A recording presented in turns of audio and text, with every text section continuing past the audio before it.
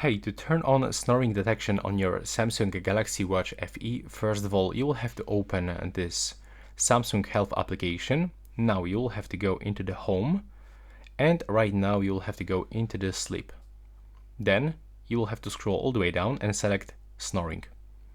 Right now tap to turn on snoring detection. In this place you can also find a short description of this function.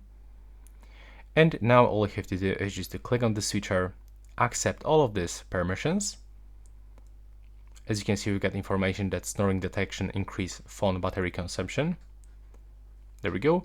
And here we can find this option to detect snoring always or only once. So it will actually measure snoring for one sleep session, then turn off the snoring detection. So if you want to get it all day, all night, just select always.